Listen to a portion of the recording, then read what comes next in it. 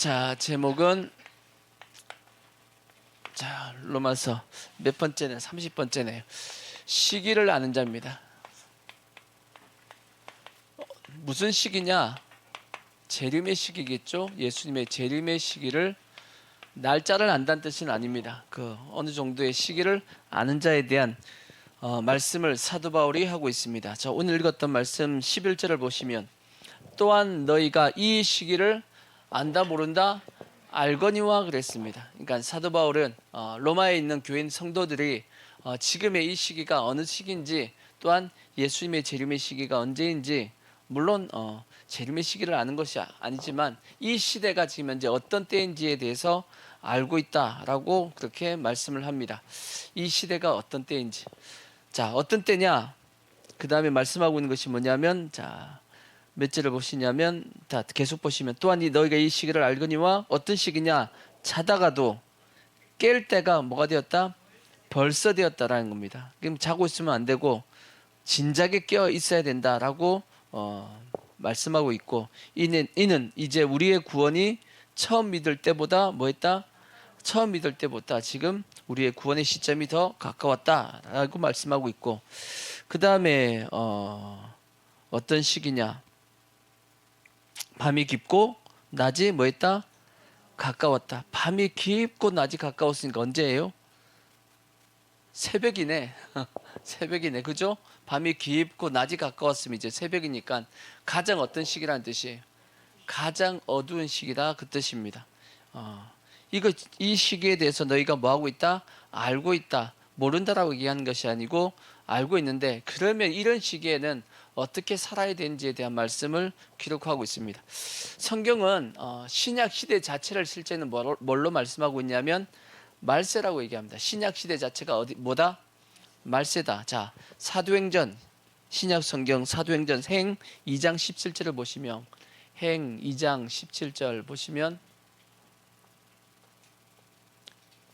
하나님의 말씀하시기를, 언제? 말세에 내가 내 영을 모든 육체에 부어주리니 너희 자녀들은 예언할 것이요 너희 젊은이는 환상을 보고 너희의 늙은이는 꿈을 꾼다. 이건 언제의 얘기예요? 이거는 말세에 대한 얘기인데, 이 말세가 보니까 이때가 언제냐? 사도행전 2장입니다 지금. 그러니까 신약 시대가 이루어지는, 성령이 임하는 그 사건을 말씀하시면서, 그때가 언제다?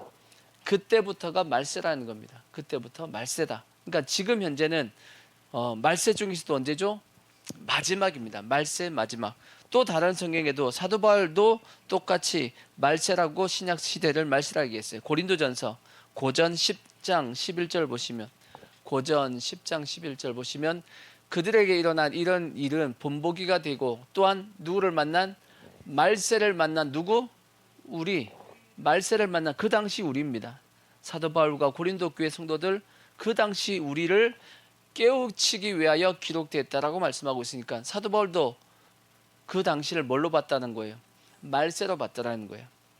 사도 바울만 그렇게 봤냐? 아니에요. 야고보도 똑같이 봤어요. 자, 야고보도 약 5장 3절 보시면, 약 5장 3절 보시면, 너희 금과 은은 녹이 슬었으니 이 녹이 너희에게 증거가 되어 불같이 너희의 살을 먹으리라. 너희가 언제? 말세. 말세 뭘 쌓았다? 재물을 쌓았도다. 그러니까 야고보 사도도 이 사도는 이제 예수님의 동생 사도입니다. 야고보도 똑같이 그 시대를 뭘로 봤다? 말세로 봤다. 베드로도 그렇게 돼 있어. 베전 1장 5절을 보시면, 베전 1장 5절도 보시면 똑같이 돼 있어요. 자,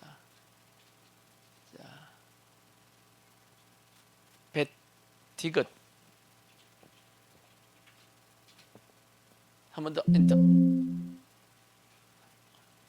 베전 1장 5절. 너희는 언제? 말세에 나타내기로 예비된 구원을 얻기 위하여 믿음으로 말미암아 하나님의 능력으로 보하심을 받았다. 그 밑에 20절도 보시면, 똑같이 20절 밑에 보시면, 그는 창세전부터 미리 알림 바 되사. 이 말세 언제? 이 말세에 너희를 위하여 나타내신 바 되었다라고 되어 있습니다. 그러니까 베드로도 그 시대를 뭘로 봤어요?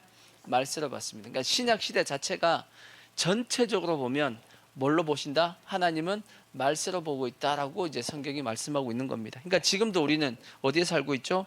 말세에 살고 있는데 지금이 언제냐? 말세 중에서도 뭐예요? 마지막 때에 지금 현재 우리는 살고 있는 그 시기입니다. 그래서 성경에 보면 이 마지막 때에 있을 이 징조에 대해서 잘 설명한 부분이 있죠. 예수님께 직접 설명하신 내용이 있습니다. 그것이 언제냐면 마태복음 24장에 보시면 마태복음 24장 3절 마태복음 24장 3절 보시면 24, 3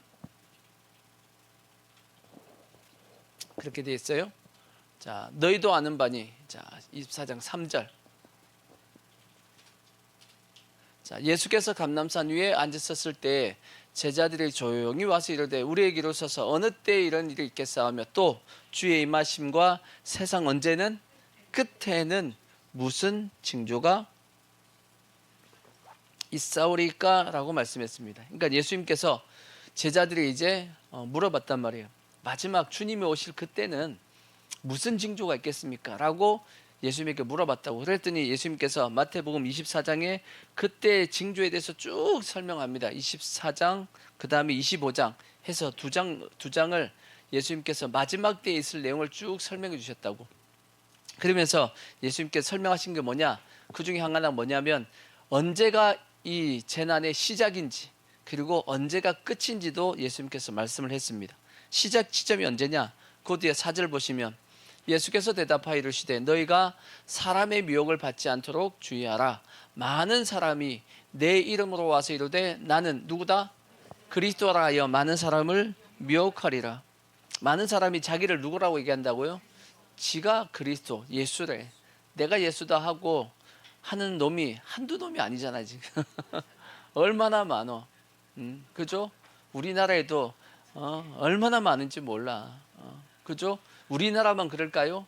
전 세계적으로 지가 예수라고 하는 놈들이 한두 놈이 아니야. 그죠? 지금이 가장 많습니다. 지금이 가장 자기가 그리스도라고 얘기하는 자들이 이단들이 엄청나게 많다고. 그걸로 끝난 것이 아니고 난리와 난리의 소문을 듣겠으나 너희는 삼가 두려워 말라. 이런 일이 있어야 돼. 아직 어디는 아니다. 끝은 아니야. 하지만 민족이 민족을 나라가 나라를 대적하여 일어나겠고 곳곳에 뭐는 있다? 기근과 지진이 있으리니 이 모든 것이 언제다? 재난의 시작이다. 하나님이 이제 심판하시는 때의 시작이다라고 말씀했어요. 근데 가장 확실한 것은 뭐냐면 기근과 지진입니다. 확실하게 알 수 있는 게 일단 지진입니다. 지진. 그죠? 지진은 이 지진은 계속 지질학자들이 계산하고 있습니다. 언제부터 확 늘기 시작했냐면 1900년도에 들어오고부터 늘을 때입니다.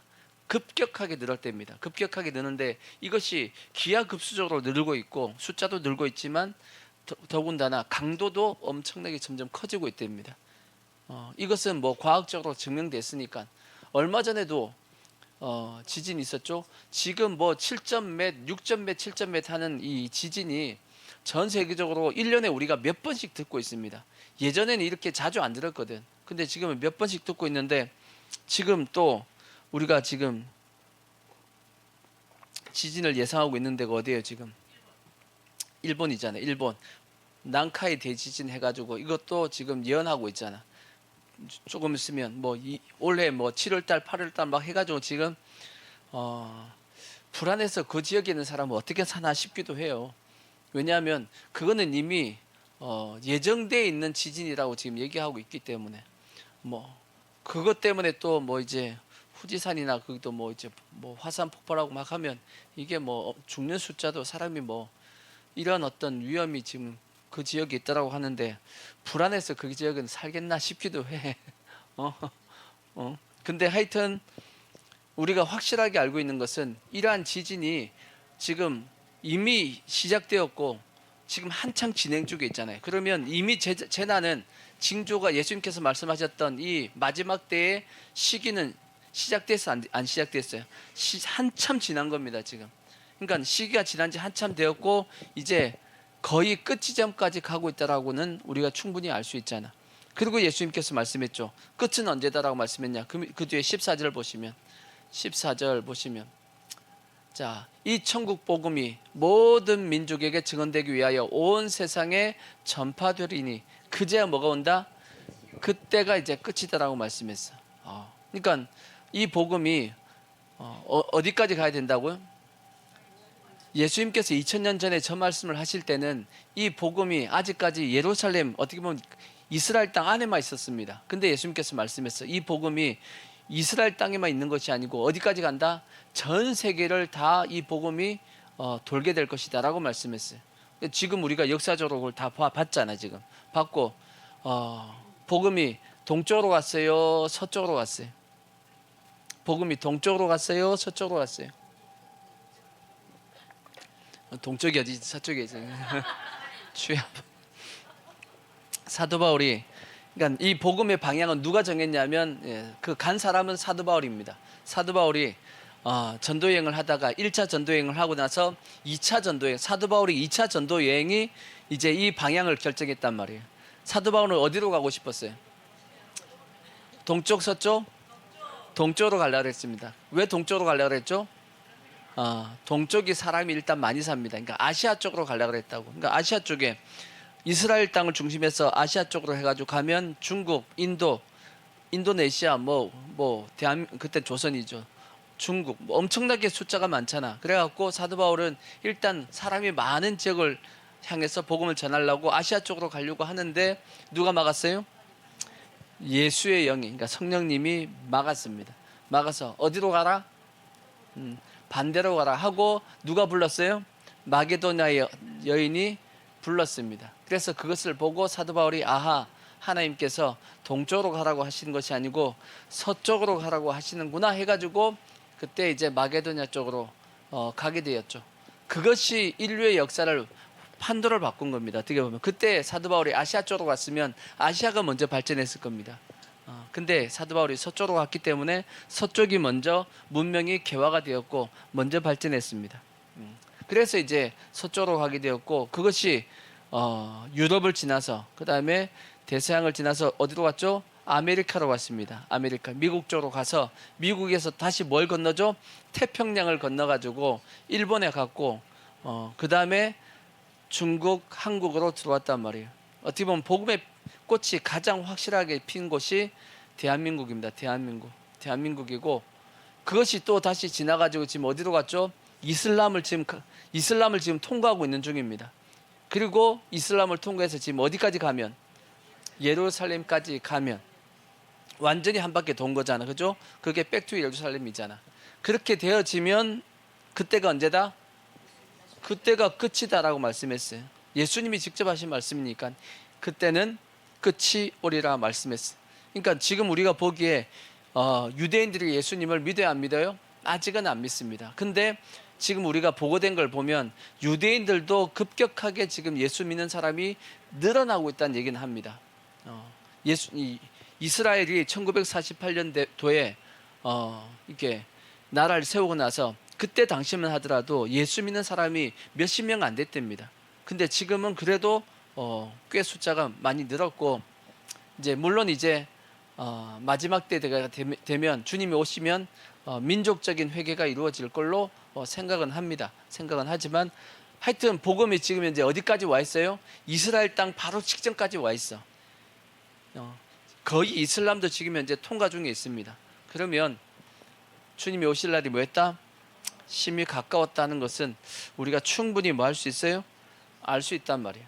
근데 성경의 기록에 보면 마지막 때가 되었을 때 꼭 기록하고 있는 말씀이 뭐냐면 뭐 하고 있으라? 깨어 있으라. 깨어 있으라. 자, 마태복음 24장 42절 그 뒤에 42절도 보시면 쭉 보시면 자, 꼭 하고 나면 예수님도 말씀했어요. 그러므로가 뭐예요? 결론적으로 이 모든 것을 다 종합해서 결론입니다. 결론적으로 너희는 그러니까 뭐 해야 된다? 깨어 있어야 된다. 왜? 어느 날에 너희 주가 임할런지 너희가 알지 못한다라고 말씀했고 그 뒤에 25장 13절 25장 쭉 내려봐 13절 보시면 똑같이 그러니까 똑같습니다. 그런즉 뭐하고 있으라? 깨어 있으라. 너희는 그날과 그때를 알지 못한다라고 말씀했어요. 그러니까 성경에 보면 반드시 주님이 오실 때는 뭐 하고 있어야 되죠? 깨어 있어야 된다라고 말씀하고 있어. 근데 왜 깨어 있어야 되죠? 깨어 있어야 될 이유가 뭔가요? 크게 두 가지입니다. 물론 몰라서 깨어 있는 건데 크게 이유가 뭐냐? 아, 두 번의 기회가 없기 때문입니다. 예수님의 재림하실 때 구원의 기회가 두 번이 아닙니다. 그러니까 준비하고 있으면 구원받는 것이고 준비 못하고 있으면 구원 못 받기 때문이에요. 그러니까 예수님께서 이 땅에 처음 오셨을 때는 초림의 예수님 때는 예수님의 오심을 몰라도 됐어요. 솔직히 예수님께서 이 땅에 제일 처음에 이제 아기 예수로 이 땅에 태어나셨을 때 예수님의 오심을 안 사람이 몇 사람이나 있냐고. 별로 없습니다. 뭐 하나님께서 그래도 목자들에게 보여준 거 있죠. 그 다음에 뭐 안나나 시므이나 뭐 이런 사람들, 그 외의 사람들은 동방 박사들 해가지고 몇 사람은 성경에 등장하지 않습니다. 예수님이 이 땅에 오셨을 때 메시아가 이 땅에 나심을 안 사람은 없습니다, 거의. 근데도 상관이 있어요, 없어요? 없어. 왜? 예수님이 십자가에 죽으시고 구원을 다 이루신 다음에 그때 믿어도 괜찮습니다. 그렇죠? 근데 재림의 예수는 아닙니다. 재림의 예수는 예수님이 이 땅에 오시기 전에 알고 있어야 돼. 예수님이 오시고 난 다음에 오셨나? 그러면 이미 때가 늦어버린 겁니다. 구원의 길이 이제 위험해지는 겁니다. 이 목사님들마다 이제 약간 틀리겠지만 우리가 예수님께서 공중 재림을 하시고 또 지상 재림을 하신단 말이에요. 공중 재림을 하시고 7년 동안 공중에서 뭐가 있다고 그랬죠? 혼인 잔치가 이루어진다 그랬고 이 땅 7년 동안은 이 땅은 7년 대환란이 이루어진다고 말씀했습니다. 7년 대환란 때 구원받기는 무척 힘들다라고 봐야 됩니다. 물론 그 7년 대환란이 누구의 구원의 시기냐면 유대인의 구원의 시기다라고 이제 보통은 기록이 되어 있기 때문에 이방인들은 구원받기가 그렇게 쉽지는 않을 거다라고 봅니다. 그렇기 때문에 예수님께서 재림하신 이후에 예수님을 맞이하겠다라고 해서는 절대 안 된다라는 겁니다. 그러니까 반드시 뭐 하고 있어야 된다? 그래서 깨어 있어야 되는 겁니다. 오시기 전에 깨어 있지 않으면 위험하기 때문입니다. 그 다음에 또 깨어 있어야 될 이유가 뭐냐면 다 뭐 하고 있겠어요? 다 자고 있기 때문이에요. 마지막 때가 되면 잠자기가 참 좋습니다. 그렇죠, 변집사님? 잠자기가 참 좋아. 앉자마자 주무시면 어찌해야 좋을지. 물론 피곤하신 거 아는데. 자, 그만큼 영적인 잠을 뭐 하기 쉬워요?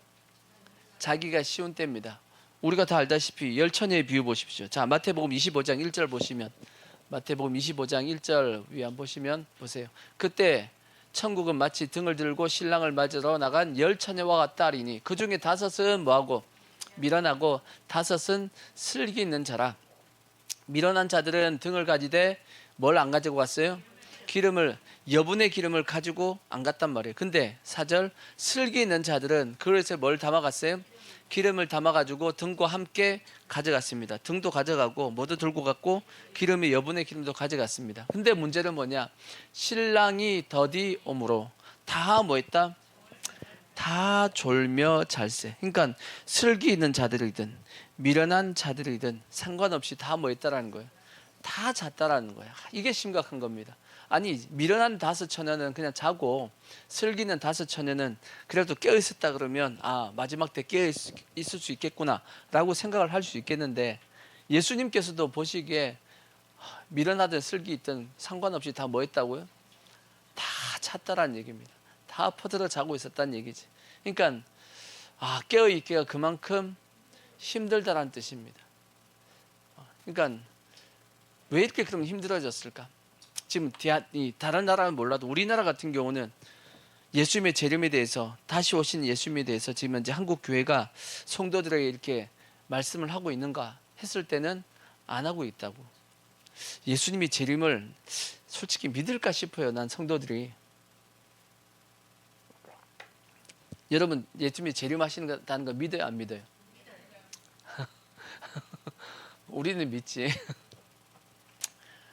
우리는 자주 얘기하니까 믿는데 일반 교회에서는 예수님의 재림에 대해서는 거의 설교하지 않는단 말이에요.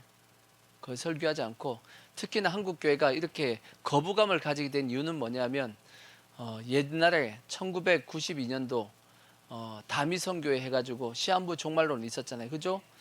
그때 기억하시나요? 그때 뭐 예수님이 재림한다 그래갖고 다미성교회에서 온 나라에 저기 TV에서도 다 방영하고, 뭐 그 사람들이 어떻게 했어요? 주님이 이제 오실 거니까 이제 뭐 직장 다닐 필요 있어요, 없어요? 직장 다닐 필요가 없잖아. 그죠? 직장 다 때려치고, 그 다음에 재산을 어떻게 해야 되죠? 다 팔아가지고 뭐 해야 되죠? 다 헌금해. 다 팔아가지고 헌금하고 막 그랬다고. 그리고 이제 10월 28일 날 주님이 오실 거니까 하얀 옷 입고 이제 뭐 하려고. 하얀 옷을 왜 입어? 하얀 옷은 주님이 우리를 호련히 변화시키면서 주님이 알아서 변화시킬 건데 굳이 내가 옷을 왜 바꿔 입어? 안 그래요? 무슨 옷을 입든지 상관이 없어. 주님이 알아서 바꿔주실 거야. 성경에 호련히 변화시킨다 그랬잖아. 호련히 변화된다고 말씀했듯이 주님이 알아서 변화시킬 건데 미리 내가 흰 옷 입고 다 그게 TV에 다 방영되고 그래가지고 온 나라가 떠들썩했단 말이에요. 1992년도에. 근데 주님이 왔어요, 안 왔어요? 안 와버린 거야. 주님이 안 와버린 거지. 그랬더니 어떻게 됐어요? 이제 그 얘기하면 주님이 오신다 그러면 다들 어떻게 쳐다보냐면 이상하게 쳐다봐. 시한부 종말론처럼 다 쳐다보고 이단처럼 생각하고 막 하니까 목사님들이 그때부터 뭘 얘기 안 하기 시작했냐면 예수님의 재림에 대한 얘기를 말씀을 안 하기 시작한 겁니다. 그래서 이것이 결국은 지금까지 와서 지금 그게 30년 가까이 됐음에도 불구하고 여전히 한국 교회는 그때부터 뭘 안 하냐면 재림에 대한 설교를 거의 하지 않습니다. 뭐 부활에 대한 설교도 어쩔 수 없이 부활절, 이제 다음 주 부활절이지만 어쩔 수 없이 부활절이 있어가지고 부활에 대한 설교를 하지, 한국 교회가 부활에 대한 설교도 안 하고 재림에 대한 설교도 안 하고 솔직히 천국에 대한 설교도 안 하고 목적이 어디가 되었냐면 이 땅이 되어버렸단 말이에요. 그래서 한국 교회가 지금 현재 다 뭐 하고 있냐? 저도 자고 있다고 생각합니다. 지금 한국 교회가 깨어 있는 상태일까? 솔직히 자신이 없습니다. 저는. 그래서 지금 현재 한국 교회도 심각한 상태다라는 것을 우리가 기억해야 될 것이고. 근데 그러면 왜 다 자고 있었죠? 다 자고 있었던 이유 중에 하나가 뭐예요? 예수님께서 어떻게 왔어요? 더디 오셨대. 신랑이 뭐함으로? 더디 오므로. 예수님 좀 빨리 오시지. 예수님 빨리 오면 좋겠어요?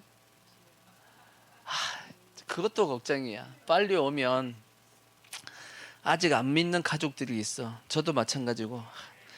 우리가 마라나타 찬송을 부르고 주 예수여 어서 오시옵소서 이렇게 찬송을 부르는데 그 찬송 부를 때마다 속으로는 빨리 오면 안 되는데 이런 생각도 있어요. 왜냐하면 아직 믿지 않은 가족들이 있으니까 그들은 구원시킬 때 구원시키고 나서 주님이 오셔야 되는데 이런 생각이 있어요, 없어요? 있기 때문에 한쪽으로는 마음이 오시면 좋겠는데 한쪽으로는 또 마음이 부담스럽고 쫓긴단 말이에요. 그죠? 저만 그런가요? 다 그렇잖아. 다 그런 마음이잖아. 그러니까 더디 오시는 게 감사하긴 한데 근데 주님이 더디 오신 이유가 그래서 성경은 뭐라고 말씀하고 있냐? 자, 베드로후서 베후 3장 8절에 보시면 베후 3장 8절 보시면 주님이 더디 오신 이유가 이렇게 돼 있습니다. 자, 사랑하는 자들아 주께는 하루가 천년 같고 천년이 하루 같다는 이 한 가지를 마지 말라, 잊지 말라. 이거는 이제 하나님께서 6일 동안 천지를 창조하시고 하루는 안식하셨단 말이에요. 그와 같이 하나님께서 역사를 설계하실 때, 이 인간의 역사를 설계하실 때 인간의 역사는 몇 년이다? 7천년. 7천년으로 정하셨다는 뜻입니다. 6일 동안은 이 세상의 역사를 이루어 가시고 마지막 안식년에 천년은 우리가 천년왕국으로서 하나님께서 계획을 하신 겁니다. 근데 지금 현재 6천년 지났어요, 안 지났어요? 6천년 지났습니다. 실제 6천년이 아담으로부터 지금까지 성경에 아담부터 시작해가지고 연도가 다 기록이 돼 있어요. 그거 다 계산하면 정확하게 지금 6천년 떨어집니다. 이해가 되시죠? 그리고 나서 이제 됐으니까 지금 주님 오실 때가 됐어요, 안 됐어요? 됐단 말이야. 그러니까 근데 주의 약속은 어떤 이들이 더디다고 생각하는 것 같이 근데 더딘 것이 아니라 오직 주께서는 뭐 때문에 너희를 대하여 오래 뭐예요? 참으사 아무도 뭐하지 않고 멸망하지 아니하고 다 회개하기에 이르기를 원하시느니라. 주님이 늦게 오는 이유는 더디 오는 것 이유는 뭐예요? 어떻게든지 우리 마음하고 비슷한 거예요. 우리도 좀 천천히 왔으면 좋겠다. 이유가 뭐예요? 우리가 아는 가족들과 아는 사람들 구원시키기 위해서 좀 더디게 왔으면 좋겠다는 마음을 가지고 있죠. 주님도 똑같다라는 거예요. 주님도 갈까 말까 좀 더 늦게 가면 누구 구원도 받는데 좀 늦게 가면 누구도 구원 받는데 이렇게 하다 보니까 주님이 발길이 지금 안 떨어지고 있는 거예요. 우리 마음하고 주님 마음하고 별반 차이가 없다라고 성경이 말씀하고 있는 겁니다. 근데 이러다 보니까 올 때가 됐는데 왜 안 오지? 하다 보니까 우리도 기다리다가 뭐 한 거죠? 또 한편은 지친 거야. 온다 그랬는데 안 오시네. 안 오시려나? 이렇게 하다가 안 온다고 발표한 사람이 있습니다. 그게 누구죠? 교황이 발표했단 말이에요. 기다렸는데 예수님이 안 오십니다. 그래서 예수님은 안 오십니다 하고 발표한 게 천주교예요. 주야 아버지, 어이가 없죠. 어이가 없잖아, 그죠? 사탄입니다. 천주교는, 교황은 제가 보기에 사탄입니다. 적그리스도의 영이 있는 사람이야. 거기는 성경에 분명히 예수님이 더디 온다라고 말씀했는데, 그러면 더디 온다고 예수님이 안 온다 그러면 돼야 안 돼요? 교황이 또 예수님이 안 온다 그러니까 천주교인들은 예수님은 안 온다라고 다 믿고 있겠네. 왜? 교황의 말이 하나님의 말씀으로 믿으니까. 그러니까 신앙이 제대로 되겠냐고, 그것이 믿음이 올바른 믿음이겠냐는 거지.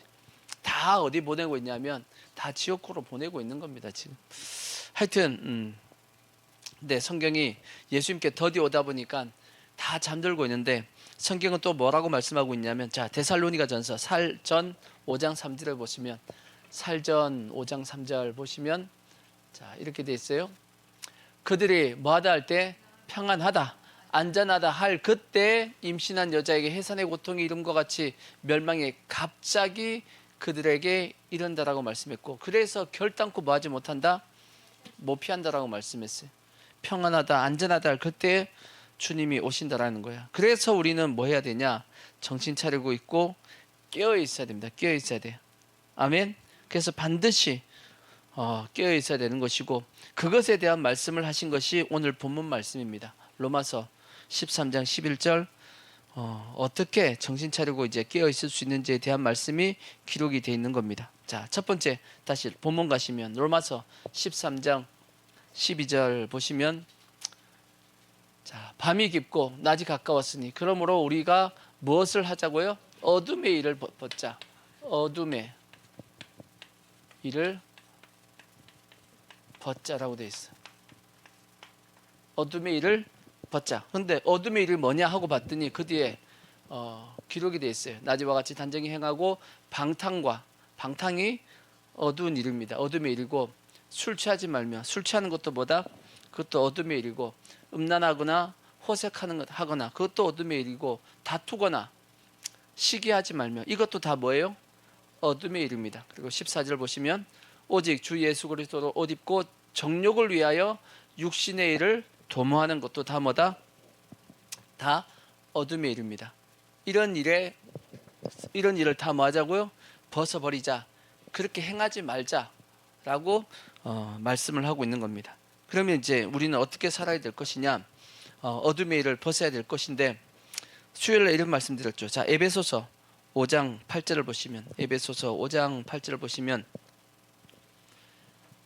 5장 8절, 너희가 전에는 어둠이더니 이제는 주 안에서 이제 빛이 되었습니다. 빛의 자녀들처럼 행하라고 말씀했어요. 빛의 열매는 그래서 뭐다? 모든 착함. 그러니까 예수 믿으면 뭐 해야 돼요? 착해야 돼. 착하셔야 돼. 못되면 안 돼. 예수 믿는 사람이 못됐으면 돼야 안 돼요? 예수 믿는 사람 착해야 돼. 아시겠죠? 못되게 굴면 돼 안 돼? 예수 믿는 사람이 못되게 굴면 안 돼. 착하게 굴어야지. 그러면 의롭게 행동해야 됩니다. 의로워야 될 것이고, 또 뭐 해야 된다? 진실하셔야 돼. 절대 자기의 어떤 이익을 위해서 양심을 팔거나 그렇게 하면 돼야 안 돼요? 안 됩니다. 절대 우리는 그래서 하나님께서 보시기에 뿐만 아니라 자기 양심상 어떻게든지 이 양심을 지키려고도 해야 됩니다.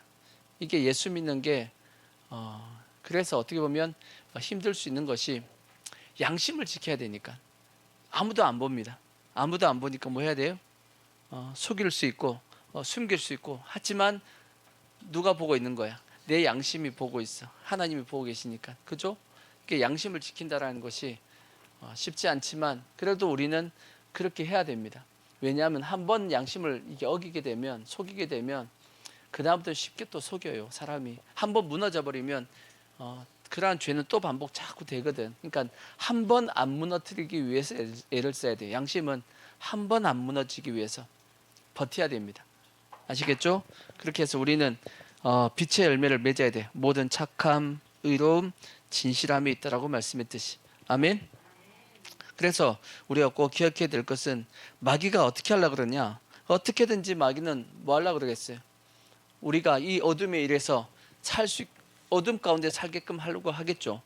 왜? 그래서 마귀가 우리의 심령을 어떻게 한다고 그랬어요? 내 심령을 혼미케 한다고 그랬어요.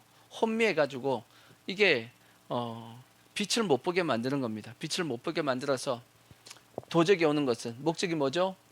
도적질하고 죽이고 멸망시키라는 것 뿐이다라고 말씀했잖아. 그러니까 마귀가 우리에게 심령을 혼미케 만들어 가지고 어떻게든지 이 세상 가운데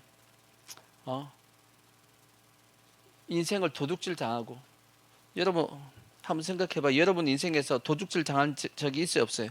솔직히 많지. 내 심령이 혼미해가지고 여러분들이 후회하고 내가 왜 그때 그렇게 살았지 하는 그 모든 것은 실제 누가 쳐놓은 덫에 걸린 거냐면 마귀가 쳐놓은 덫에 걸린 겁니다. 혼미한 심령에 걸려 들어가지고 못 봐가지고 결국은 엉뚱한 짓 하다가 시간을 다 뺏기고 후회하고 있는 거죠. 인생을 낭비하고 허비하는 것, 그 누가 그렇게 만들고 있는 거예요? 마귀가 그렇게 하려고 하는 겁니다. 내 인생을 도둑질하고 그 다음에 결국은 그거 하다가 뭐까지 가요? 죽이고 그 다음 나중에 어디까지 끌고 와요? 멸망까지 끌고 가려고 하는 것 뿐이다. 마귀는 오직 그 목적을 가지고 우리에게 찾아온다라고 예수님께서 요한복음 10장 10절에 직접 하신 말씀입니다. 그러니까 예수님이 마귀는 그런 놈이야라고 말씀했다고. 그러니까 우리는 아하 그렇구나 하고 깨닫고 절대 마귀에게 속으면 안 돼요. 그러니까 어떻게든지 우리는 깨어 있어야 될 것이고 해야 되는 겁니다. 그러니까 내 마음이 혼미해지지 않게끔 어두워지지 않게끔 어떻게든지 우리는 뭐 해야 되냐면 싸우셔야 됩니다. 아시겠죠? 그러면 이제 우리의 심령을 혼미케 하는 게 뭐가 있을까? 여러분의 마음을 혼미케 하는 것, 깨어있지 못하게 하고 혼미케 하는 게 뭐가 있을까라고 생각해 보면, 자 누가복음 21장 34절 보시면, 누 21, 34절에 보시면 이런 말씀이 있습니다. 21, 34 밑에 34 보시면 너희는 스스로 뭐 하라고요? 조심해야 돼. 그렇지 않으면 뭐 때문에? 방탕함과 그 다음에 술 취함과 생활의 염려로 뭐가 돼요? 마음이 둔하여지고 뜻밖의 그날의 덕과 같이 너에게 임한다라고 말씀했어요. 그러니까 우리의 마음이 그러니까 여러분 우리 뭐 방탕까지는 안 가죠. 방탕하지는 않잖아요. 교회 다니신 분들이 또 뭐 술 취하지는 않습니다. 근데 뭐는 우리는 충분히 걸려들 수 있냐면 생활의 염려로 마음이 뭐 해줄 수 있다? 둔해질 수 있다라는 거지. 마음이 둔해지면 뜻밖의 마음이 둔해져가지고 깨어있지 못했는데 주님이 뭐 해버려요? 오셔버리는 거야. 그럼 골치 아프지. 그렇게 해서는 안 된다라는 거예요. 그래서 자 35절을 보시면 이 날은 온 지구상에 거하는 모든 사람에게 이 말이라. 이러므로 너희는, 자 36절, 이러므로 너희는 장차 올 이 모든 일을 능히 뭐하고 뭘 피하라는 거예요? 장차 올 이 모든 일을 능히 피하고 뭘 피하라는 거죠? 생활을 염려를 피하라는 뜻이 아니고 이건 뭘 피하라는 뜻이에요? 장차 올 이 모든 일을 능히 피하고 한 건 보면 이것은 이 땅에 임할 심판입니다. 7년 대환란이란 말이에요. 대환란은 뭐하고 그거는 우리가 뭐 해야 돼요? 피해야 돼. 우리가 깨어 있어야지만 피한다고. 안 깨 있으면 못 피한다는 뜻입니다. 피하고 인자 앞에, 그래서 뭐 할 수 있도록, 예수님 앞에 설 수 있도록, 서도록 항상 기도하며 깨어 있으라 하시니라, 그렇게 말씀했어요. 그러니까 생활의 염려가 우리의 삶을 주장하지 못하게끔 우리가 하셔야 된단 말이에요. 아멘. 자, 근데 이게 문제가 뭐냐? 이 마음이 둔해지면 이런 상태가 되어진다라고 성경에 기록된 게 있어요. 자, 누가복음 17장 26절을 보시면, 17장 26절. 성경에 보면 심판의 기록이 있는 부분이 있습니다. 17장 26절 보시면, 17장 26절 보시면, 자, 노아의 때죠. 노아의 때가 있고 롯의 때가 있는데, 노아의 때에 된 것 같이 인자의 때도 그러하리라, 그렇게 말씀했어.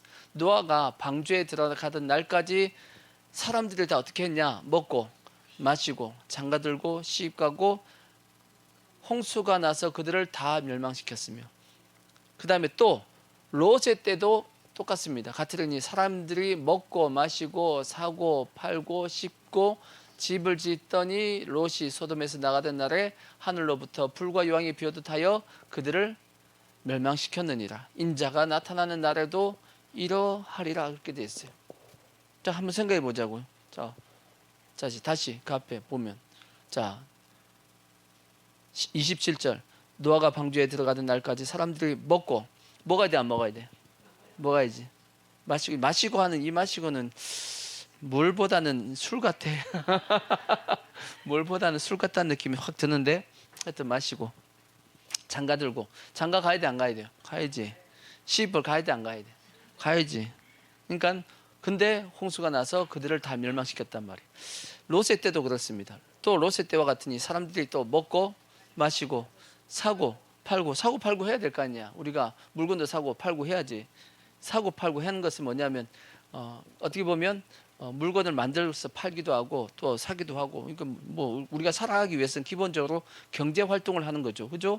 그다음에 심어야 돼 안 심어야 돼? 농사부 심어야지. 그다음에 집을 지어야 돼 안 돼야 돼? 집도 짓고. 근데 뭐가 문제지? 우리가 당연히 하고 있는 건데 뭐가 문제예요? 저거 하다가 뭘 잃어버린 거야? 주님의 오심을 잃어버린 겁니다. 그러니까 일상 우리가 늘 하던 그런 일들입니다. 근데 일상에 우리가 열심히 살다 보니까 뭘 잃어버리게 되냐?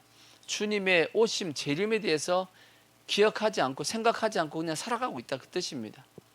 그러니까 우리가 어떻게 깨어 있어야 되냐면, 예수 믿는 우리들은 열심히 세상에서 살지 말라는 거 아닙니다. 열심히 사셔야 돼. 하지만 열심히 살더라도 틈틈이 뭘 보셔야 돼요? 주님의 재림에 대해서 생각을 하셔야 된다고. 예전에 그 손양원 목사님의 그 주님 고대가 있잖아요. 주님 고대가, 먼 하늘 이상한 뭐만 떠도, 구름만 떠도, 먼 하늘에 막 구름이 희한하게 떴네. 그러면 와 멋지다 하고 핸드폰 꺼내가지고 사진 찍고, 그러지 말고 먼 하늘 이상한 구름이 막 뜨면 어떻게 해야 돼요? 혹시나 주님 오시는 거 아니야? 이렇게 생각이 우리가 딱 들어야 된다고. 그게 깨어있는 사람의 모습이요. 근데 예수 믿는 사람들이 먼 하늘에 이상한 구름이 뜨면 핸드폰 꺼내고 찍기 바쁘지. 주님이 오시는 거 생각이 없어. 이거 내가 올려가지고 이러면 이게 이제, 그러니까 생활에 우리가 열심히 살지 말라는 거 아닙니다. 열심히 사셔야 돼. 열심히 일해야 되고 돈 벌고 잘 살아야 됩니다. 하지만 주님의 오심에 대해서는 뭐 하고 있어야 된다고요? 생각하고 깨어 있어야 된다는 얘기야. 아시겠죠? 그게 푹 파묻혀 있어가지고 거기에 매몰돼가지고 주님을 놓치면 안 된다는 얘기입니다. 그것보다 뭐가 더 크냐? 주님이 더 큰 겁니다. 여기서 세상에서 열심히 살아야 될 이유도 누구 때문이냐? 하나님의 영광을 위한 것이고 저 천국을 위함이다라고 생각하고 살아야 되는 겁니다. 그러한 어떤 마음가짐이 있어야지만 우리가 깨어 있을 수 있는 거예요. 아멘. 그러니까 절대 일상이 바쁘다고 해서, 목사님 요즘 바빠요 해서 주님을 멀리하면 돼 안 돼요? 안 된다는 얘기예요. 아시겠죠? 바쁘더라도 주님은 꼭 붙잡고 계셔야 돼. 아멘. 자, 그 다음에 또 성경에 비슷한 말씀이 또 있는 게 뭐냐? 디모데후서 딤후 4장 3절을 보시면 우리가 심령이 어두워지면 어떻게 되냐? 자, 이런 말씀이 있습니다. 때가 이르리니 사람들이 바른 교훈을 받지 아니하며, 그러니까 때가 이른다는 건 언제냐? 마지막 때입니다. 마지막 때가 되면 사람이 뭘 받지 않고 바른 교훈을 안 받으려고 그래. 바른 교훈을 얘기하면 듣기 싫어 하고 안 들으려고 그래. 요즘 우리가 많이 느끼잖아요, 그죠? 바른 교훈을 안 받으려고 그래. 근데 귀가 뭐 해가지고? 귀가 가려워서가 뭐예요? 가려워서. 이게 귀가 다쳤다? 다쳤다는 얘기예요? 그 뜻이 아니고 귀가 간지러워, 아유 간지러워. 이게 가려워서야. 귀가 간질간질해서 뭘 따른다? 자기의 사욕을 따를 스승을 많이 두고. 그러니까 귀가 가려운데 누가 귀를 삭삭삭 긁어줘. 귀를 긁어주면 어떻게 해요? 아이고 시원하다 하듯이 누군가가 내 귀를 이제 슬슬 긁어주는 그것을 뭐한다? 우리가 쫓아간다는 얘기입니다. 그러한 자들을 스승을 많이 두고 따라간다는 얘기지. 그래서 또 그 귀를 진리에서 그래서 뭐 하고요? 돌이켜서 허탄한 이야기들을 따라간다는 얘기입니다. 딱 언제냐? 지금입니다. 성도들은 말씀에 대한, 생명의 말씀에 대한 관심은 별로 없는데 뭐에 대한 관심이 많냐면 온통 유튜브 보고, 그죠? 다 유튜브 안에 내용을 보면 내가 관심 있는 것, 그죠? 관심 있는 거 뭔가 요즘 알고리즘이 있어가지고 내가 관심 있는 거 뭘 이렇게 좀 보다 보면 온통 전 세계에 있는 거 다 가지고 옵니다. 계속 그거 보게끔 만듭니다. 그죠? 그게 뭐 하고 있냐? 그게 내 귀를 뭐 하고 있는 거죠? 이렇게 간질러 주고 있는 겁니다. 긁어주고 있는 거야. 근데 그걸 모르고 내가 계속 뭐 하고 있죠? 그게 계속 쫓아가잖아요. 끝이 없어요, 그건요. 계속 가지고 옵니다. 전 세계에 있는 모든 정보들을 계속 나한테 그걸 보여줘. 그럼 난 좋아가지고 계속 그거 보고 있는 거야. 그게 지금 우리가 그 짓을 하고 있다고. 그러다 보니까 우리가 지금 현재 뭘 잊어버리고 있다고요? 마음이 둔해지고 있고 주님의 오심에 대해서 생각하지 않고 살아가고 있다. 그런 뜻입니다. 근데 꼭 그런 것 같아. 그죠?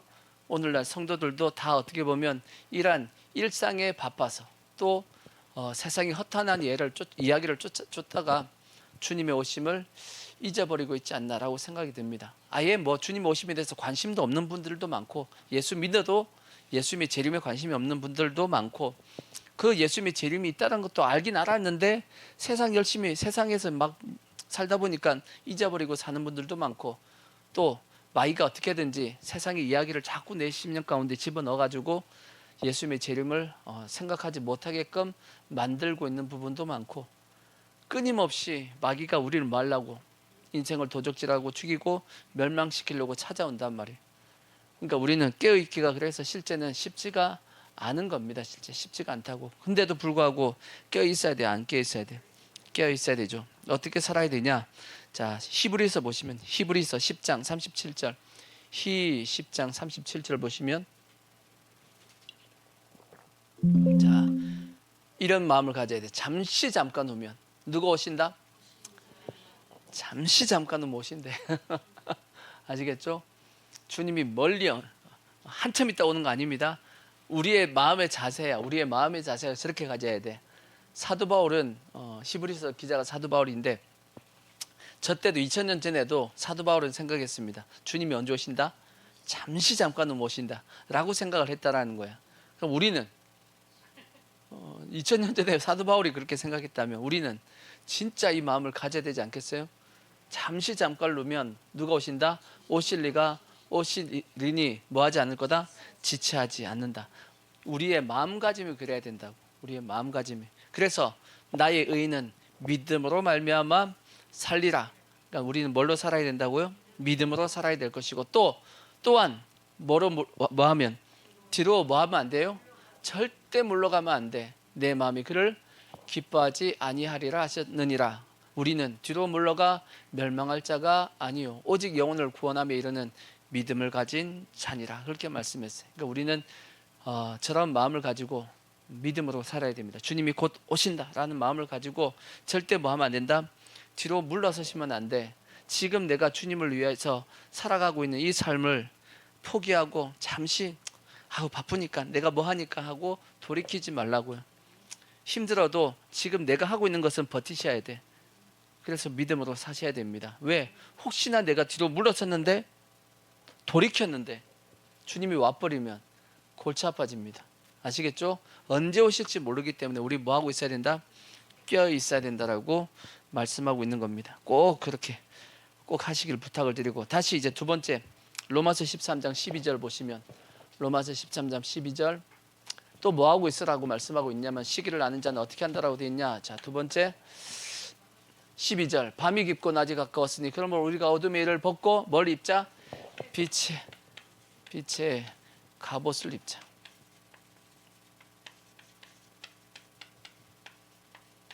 갑옷은 언제 입어요? 그죠? 갑옷은 전쟁할 때, 싸울 때 입는 옷입니다. 그러니까 깨어있기 위해서는 반드시 뭘 입어야 되냐? 갑옷을 입고 뭘 해야 된다는 얘기죠? 영적인 싸움을 해야 된다는 얘기입니다. 깨어있기 위해서는 반드시 뭘 입어야 되냐? 갑옷 입고 있으면 안 돼. 속옷만 입고 있으면 안 돼. 반드시 갑옷을 입고 계셔야 돼. 알겠죠? 마귀는 끊임없이 우리를 공격하잖아. 우리의 씨름은 혈과 육에 가는 것이 아니고 정사와 권세와 이 어둠의 세상 주관자들과 하늘에 있는 악한 영들에 대한 것이라고 예수님께서 말씀하셨고, 사도 바울이 말씀하셨고, 계속 끊임없이 마귀는 우리에게 뭐 하고 있냐면 싸움을 걸고 있습니다. 마귀가 가만히 있지 않는다고. 끊임없이 뭐 하고 있다고요? 싸움을 걸고 있다고. 그러면 우리는 뭐 하고 있어야 되죠? 우리도 싸울 태세를 가지고 있어야 될 거 아니야. 그래서 성경을 뭘 입으라고 말씀했어요? 전신갑주 입으라고 말씀했잖아. 그죠? 우리가 준비하고 있지 않으면, 저쪽은 전쟁 준비 다 해가지고 와가지고 우리에게 싸우고 있는데 우리는 전쟁 준비 하나도 안 했어. 어떻게 되죠? 그러니까 6.25 때와 같이 된다고. 북한은 러시아에서 막 전쟁 준비해가지고 어떻게든지 한국을 먹으려, 남쪽에는 대한민국이죠. 먹으려고 어떻게든지 지금 준비를 다 하고 있는데, 남쪽에서는 어떻게 하고 있었어요? 준비 하나도 안 하고 북한의 그 조작에 넘어가가지고 남한에서 뭐 했어요? 물러가라 했다고. 누군 물러가라고? 미군 물러가라 했지 않았어요? 아니 참, 생각해보면 어이가 없지 않아요? 지금 북한에서는 전쟁 준비를 막 하고 있다고. 뭐 하려고? 쳐들어 내려오려고. 그럼 남한에서는 전쟁 준비가 돼 있어요? 안 돼 있어요? 하나도 안 됐었잖아. 없었잖아. 그쵸? 그때 당시는 일본이 러시아나 중국을 공격하고 있었단 말이야. 일제시대 때는. 그러니까 공장을 다 어디다 지어놨어요? 전쟁하는 그 지역에다 다 지어놨다고. 그러니까 이게 중공업이 북한이 엄청나게 많이 다 일본인 공장이 다 있었다고. 군수 공장들이. 그러니까 러시아가 이제 도와주고 해가지고 북한에서는 이 전쟁 준비를 할 수 있는 상황이 다 된 겁니다. 밑에는, 남쪽은 그런 거 전혀 없어. 중공업이 없었단 말이에요. 그죠? 그러니까 전쟁 준비할 게 없었단 말이지. 그나마 전쟁을 그래도 할 수 있는 게 누구였어요? 미군이었단 말이야. 그러니까 북한에서 보기에 저 미군만 없으면 이제 남한은 확실하게 이제 자기 거가 되는 거예요. 그래서 공작을 했죠. 남한에 감첩을 집어넣고 해가지고 거기서 뭐 하게 만들었어요? 미군 물러가라 하게끔 반탁 운동을 했단 말이야. 그죠? 했지 안 했어요? 해가지고 막 물러가라 하니까 미국에서 지켜주려 그러는데 저놈들이 나가라 그러네. 그래 그럼 나가지 뭐 하고 나갔어요 안 나갔어요? 나갔단 말이야. 그러니까 나가니까 아싸 하고 누가 왔어요? 북한에서 내려왔잖아. 근데 그 짓을 지금 또 반복하려고 그러잖아. 누가 되면 그렇게 됩니다. 그쪽으로 간단 말이야. 물론 지금 우리나라가 뭐 북한하고 싸워서 지지는 않습니다. 지지는 않지만 그런 위험성을 우리가 왜 안아야 되냐고. 또 그쪽으로 가면 또 시간 가니까 넘어가서 그쪽으로 가면 안 되니까, 하여튼 아버지, 그러니까 전쟁을 걸어오면 우리도 뭐 할 수 있게끔, 싸울 수 있게끔 전쟁 준비해야 될 거 아니야. 그래서 뭘 입어야 돼요? 갑옷을 입어야 됩니다. 갑옷을. 아멘. 근데 그냥 갑옷이 아니야. 무슨 갑옷을 입어야 돼요? 빛의 갑옷을 입어야 돼. 빛의 갑옷. 그러니까 빛이니까 빛은 뭐 하는 거예요? 어둠을 밝히잖아. 어둠을. 어둠을 밝히는.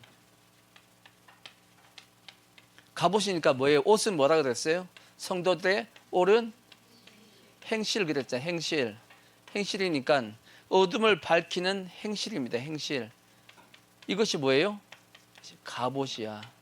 이것이 갑옷이란 얘기예요. 우리는 세상의 어둠을 밝히는 옷을 입고 계셔야 됩니다. 아멘. 그럼 그 어둠을 밝히는 그 옷은 뭘로 입는 거냐? 성경에 보면 뭘로 입는다라고 되어 있냐면 빌립보서 2장 15절 보시면 빌립보서 빌 2장 15절 보시면 뭘로 입냐? 이렇게 입는 겁니다. 자, 2장 15절. 이는 너희가 흠이 없고 순전하여 어그러지고 거스르는 세대 가운데 하나님의 흠 없는 자녀로 세상에서 그들 가운데 빛들로 나타내며 그래서 무엇으로? 생명의 말씀을 밝혀라고 되어 있어요. 그러니까 뭘로 어둠을 밝힌다고요? 생명의 말씀. 생명의 말씀. 말씀으로 우리가 뭘 해야 되냐? 옷을 입는다는 뜻은 생명의 말씀에 우리가 순종하라는 거지. 아멘. 그 말씀에 순종하는 것이 곧 세상 가운데 뭘 입고 있는 거다? 빛의 갑옷을 입고 있는 거다라고 성경이 말씀하고 있는 겁니다. 아멘. 그래서 우리는 빛의 갑옷을 입고 영적인 싸움을 해야 돼, 안 해야 돼요? 해야 된단 말이에요. 누구 말대로 이 세상은 유람선이 아닙니다. 유람선. 유람선이 뭐예요? 딜레딜레 그냥 노는 거잖아, 그냥. 그죠? 지금 뭐죠? 뭔 배죠, 그게? 크루즈배. 크루즈배 타면 한번 타보고 싶기도 해. 타면 안 돼요. 거기 가면 예배도 못 드리고 안 돼. 거기 가면 뭐 하루 이틀도 아니에요. 그건 타면 뭐 한 달, 두 달 그 이때만 보니까 잠시 갔다 오는 게 아니잖아요. 그죠? 그러니까 예수 믿는 사람은 그게 타기 좀 애매한 것 같아. 근데 하여튼 그게 보면 그 안에 다 있잖아요. 그죠? 엄청나게 크기도 하고 뭐 하여튼 별게 다 있더만. 이게. 근데 그 인생이 그렇지 않다라는 겁니다. 그렇게 살면 안 되고 인생은 무슨 배를 타야 되냐면 전투함을 타야 돼. 전투함이야. 싸우는 것. 그렇게 하다가 어디 가는 거냐면 하나님 나라에 가는 겁니다. 우리는 다 어디에 타셔야 되냐면 전투함을 타셔야 돼. 유람선을 타시면 안 돼. 크루즈 여행 다니시면 안 돼. 아이고 주여 아버지. 그래서 우리는 세상 가운데 그래서 빛의 역할을 감당해야 될 것이고 그 다음에 뭘 감당해야 되냐? 그 다음에 소금의 역할도 감당하라고. 너희는 세상의 빛과 소금이다 그랬으니까 빛은 뭐 하는 거예요? 세상을 밝혀야지. 그죠? 하나님의 말씀으로 세상을 밝혀야 될 것이고 소금으로 뭐 해야 돼요? 세상이 썩지 않게끔 해야 돼, 안 돼? 해야 된단 말이야. 이거는 우리의 사명이야. 너희는 세상의 빛이고 너희는 세상의 소금이다라고 예수님께서 딱 말씀했으니까. 그죠? 그 역할을 감당해야 되는 것은 우리의 모든 자에게 주어진 성도에게 주어진 사명입니다. 그래서 세상을 밝히셔야 돼. 아멘. 근데 어떻게 밝힌다고요? 우리가 하나님의 말씀에 순종함을 통해서 밝혀야 될 것이고 또 썩지 않게끔 하셔야 된다고. 근데 지금 대한민국이 썩어 있는 것이 많다는 거 보니까 우리가 그 역할을 감당을 못한 겁니다. 우리가 다 알다시피 소돔성이 이 죄가 많아가지고 심판받은 것도 맞지만 또 한편으로는 의인 10사람이 없어가지고 심판받았다. 맞는 말씀이잖아. 그죠? 아브라함이 하나님 앞에 기도했잖아. 의인 10사람만 있으면 심판 안 하시겠습니까? 하나님이 오케이 좋아 하고 의인 10사람이 있는지 찾아가 봤다고요. 의인이 몇 사람이 있었어요? 한 사람은 있었어. 그게 롯이었습니다. 롯. 롯 한 사람 빼고는 다 의인이 아니었어 실제. 그래서 하나님이 10사람이 안 돼서 심판하신 겁니다. 또 저기 예루살렘은 예레미야 시대 때 의인 몇 사람이에요? 그게는 한 사람이었어.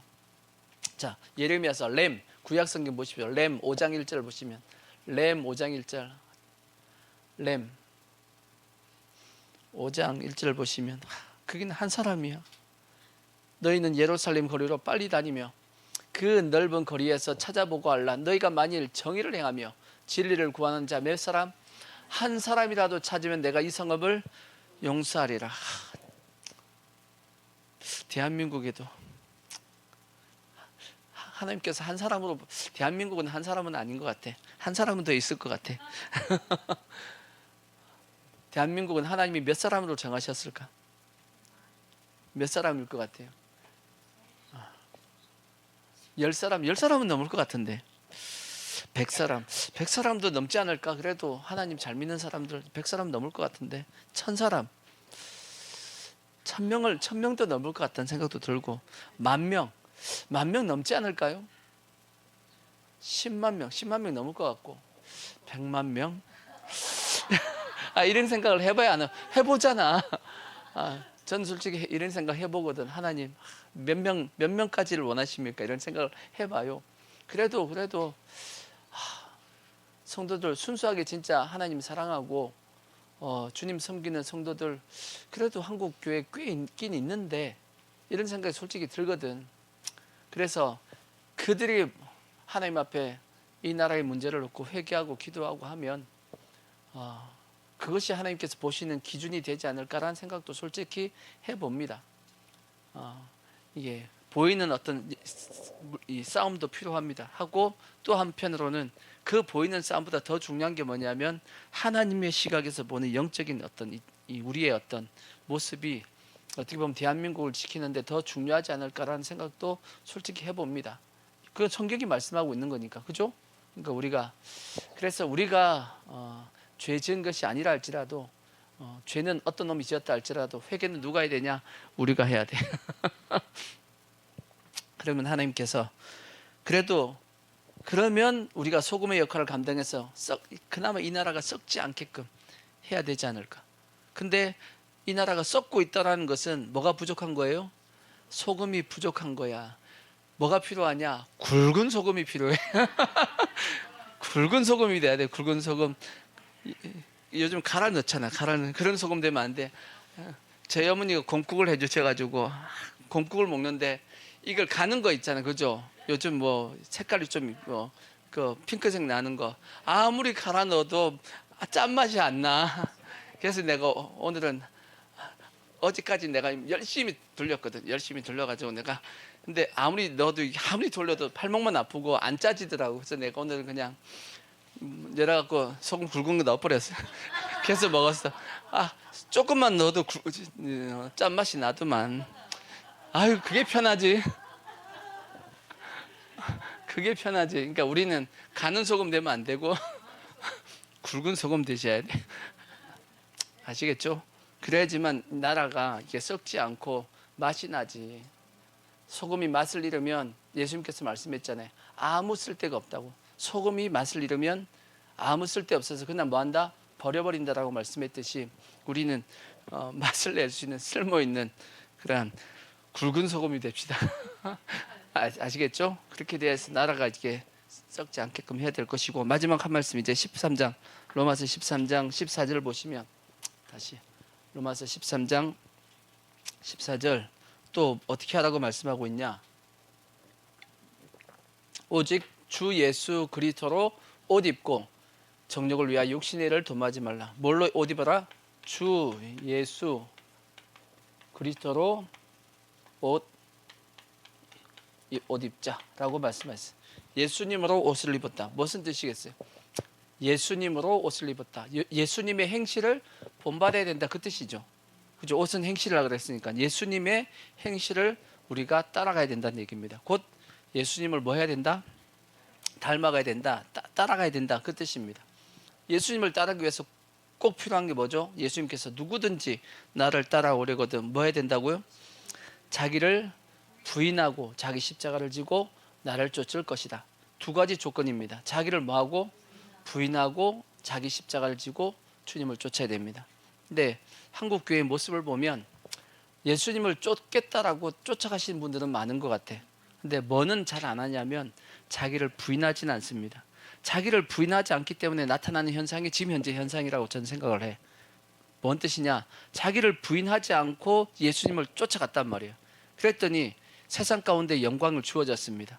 예수를 따라갈 때 자기를 부인했으면 뭘 구하지 않는데 세상의 영광을 구하지 않는단 말이에요. 근데 자기를 뭐 하지 않으니까 부인하지 않으니까 예수님을 따라가다 보니까 축복을 받았단 말이야. 세상 영광을 받았습니다. 근데 이걸 누구한테 돌려야 되는데, 하나님 앞에 돌리고 자기를 끊임없이 계속 뭐 해야 되는데, 부인해야 되는데, 부인을 안 하니까 이것을 뭐 하게 되냐면 지금 현재 누리고 살고 있는 거야. 누가?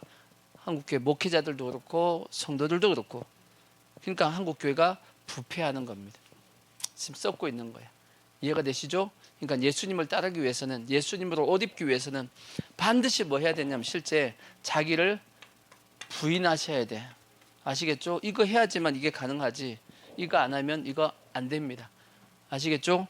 그리고 특히나 다 지금 시대가 어떻게 되냐면, 자, 디모데후서 딤후 3장 1절 보시면, 디모데후서 3장 1절, 너는 이것을 알라. 말세에 고통하는 때가 이르러 사람들이 자기를 뭐하며?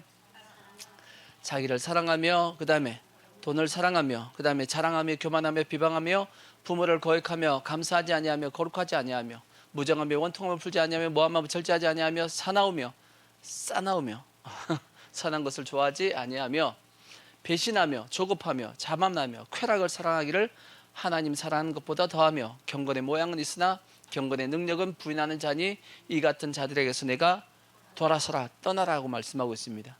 말세에 나타나는 현상인데 결국 누구를 위한다는 얘기예요? 자기를 위한다는 거예요. 주님을 따르는 이유도 누구를 위하여? 자기를 위하여. 그러니까 자기 부인이 안 되는 거지. 그러니까 이게 왜 그런가 하고 보면, 시대적인 지금 이제 사상의 흐름이 인본주의와 그 다음에 지금 다원주의와 지금 이런 시대가 지금 몇백 년 흘러왔단 말이에요. 그러니까 누구 중심이에요? 자기 중심이야. 우리는 자기 중심이 아니잖아. 예수님 중심이잖아. 그죠? 근데 자기 중심으로 사는 것이 당연시된 상태에서 지금 현재 이 시대에서 우리가 살다 보니까 예수 믿는다 그러면서 자기를 위해 삽니다.